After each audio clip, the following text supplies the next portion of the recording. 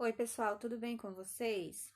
Então, eu estou aqui para a gente dar continuidade às nossas aulas de arte.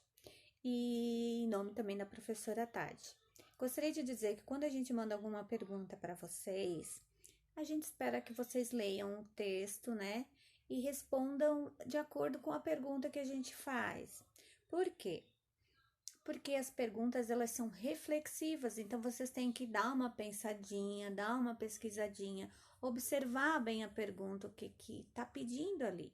Porque na última pergunta sobre vanguarda, dadaísmo e cubismo, alguns só responderam o que era vanguarda e não responderam de forma extensa, simplesmente com palavras curtas que não estavam respondendo a pergunta, né, das professoras. Porque assim, ó, vocês têm que entender que nós professores, óbvio, a gente sabe o que é vanguarda, o que é cubismo, o que é dadaísmo, né? E quando tem alguma coisa que a gente não sabe, porque tem outras coisas que a gente não sabe tudo, a gente vai lá e pesquisa para dar uma resposta legal para quem está perguntando para a gente. Então a gente espera o mesmo de vocês, porque a gente quer que vocês aprendam. Para isso, a gente está aqui como mediador, principalmente agora nessas aulas remotas. Gostaria de parabenizar todos que têm se esforçado e têm cumprido com as atividades. Essas atividades devem e têm que ser levadas a sério, tá? Porque em sala de aula ia ser da mesma forma. Então, a gente está conversando agora algumas coisas teoricamente, porque a gente sabe que a arte não é só desenho.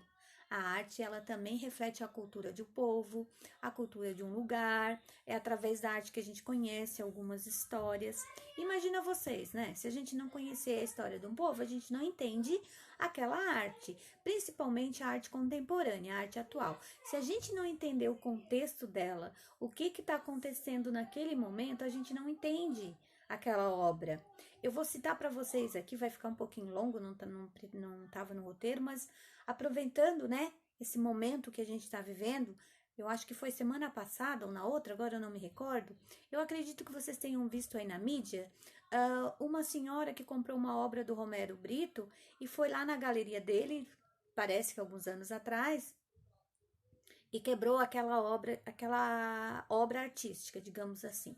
Aí um monte de gente vai dizer, nossa, ela não poderia ter feito isso porque é incorreto ela fazer isso com uma obra de um artista. Outros vão dizer, não, ela estava certa porque a obra era dela, ela que pagou, então ela faz o que ela quiser com a obra. Mas e aí, todo o contexto por trás, o que aconteceu? Reacendeu uma chama entre a arte que vocês não têm noção aqui no Brasil. Por quê? Porque o Romero Brito, criticamente, de acordo com a estética artística, ele não é considerado um artista, tá? Por quê? Ele é um artista, mas assim, para as grandes galerias, ele não é considerado um artista, para os grandes pensadores da arte, porque ele faz obras em série.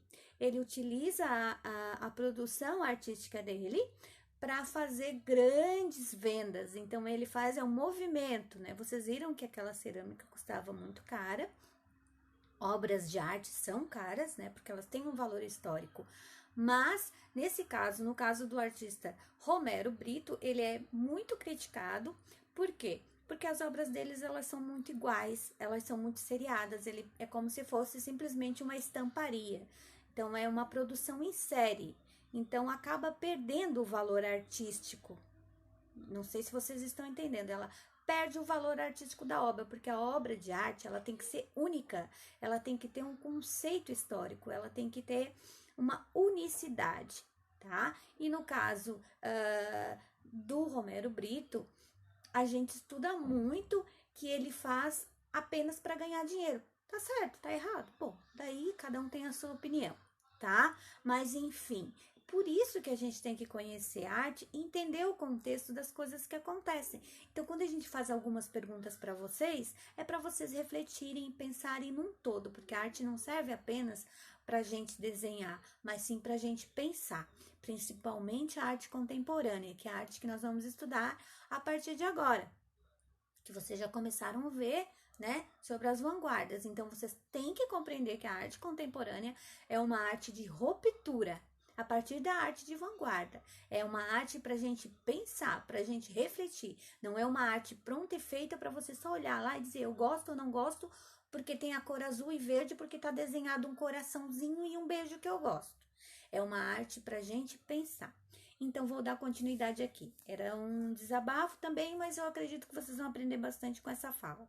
Então, a gente vai falar um pouquinho aqui sobre fotomontagem, onde a gente vai fazer essa união, né?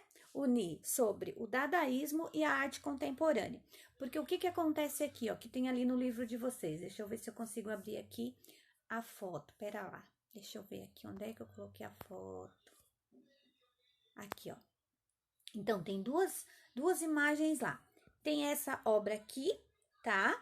Que é uma fotomontagem de uma artista feita, olha só quando ela fez essa obra, 1919. Ela era considerada uma das precursoras do dadaísmo, porque o dadaísmo, como eu falei na última aula, e que vocês pesquisaram, é aquela arte de ruptura com a arte tradicional, onde os artistas fizeram um manifesto e eles criticam aquela arte tradicional, aquela arte clássica, que os artistas eram contratados para fazer encomendas. Então, agora eles querem fazer o que eles pensam do mundo. E aí, olha o que ela faz. Ela faz uma colagem. O dadaísmo tem muita colagem de coisas assim variadas, que a princípio a gente olha e a gente não compreende. Então, ela é uma das precursoras também da fotomontagem, tá? Aí o livro traz, vocês podem olhar lá no livro de vocês a imagem mais detalhadamente, para vocês tentarem identificar o que vocês estão enxergando nessa obra, que elementos visuais tem nessa obra, que cores tem nessa obra. É assim que a gente faz uma leitura de imagem.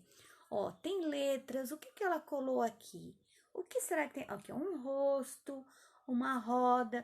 Então, assim a gente analisa uma obra de arte. Aí ele traz uma comparação com uma artista da atualidade, ó, que é da Julia Keiter, onde ela faz uma obra, uma série de obras, né, atemporais de fotomontagem, onde ela usa vários tipos de papéis, tá escrito ali no textinho de vocês, e ela faz essa montagem, olha só. Ela faz sobreposições, vocês estão vendo? Então, é uma pessoa, né? Aí vocês vão refletir, vão olhar para essa imagem, vão tentar entender o que ela tá passando pra gente nessa imagem. O que será que ela tá querendo dizer com essa colagem que ela fez, com essa fotomontagem que atualmente é tão utilizada também, né? E aí, ó, pessoal, tá lá na atividade de vocês, tem um texto falando tudo isso que eu falei para vocês, né?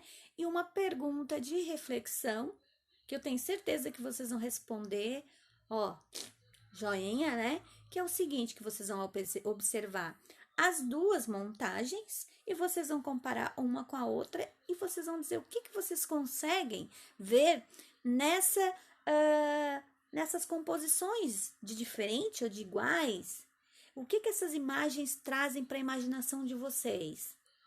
O que vocês têm a dizer em relação a cada uma delas? Não é resposta, não sei, eu acho que não quer dizer nada. Vocês vão analisar, vocês vão olhar as cores, as formas e vão tentar entender o que elas querem dizer para vocês, tá bom? O que vocês sentem olhando para essas obras? Vocês ficam alegres? Ela causa desconforto? Ela não causa nenhum sentimento? Entendem? Então, vocês vão fazer essa leitura de imagem olhando, lendo a perguntinha e respondendo, tá bom? Beijinho e até a próxima aula.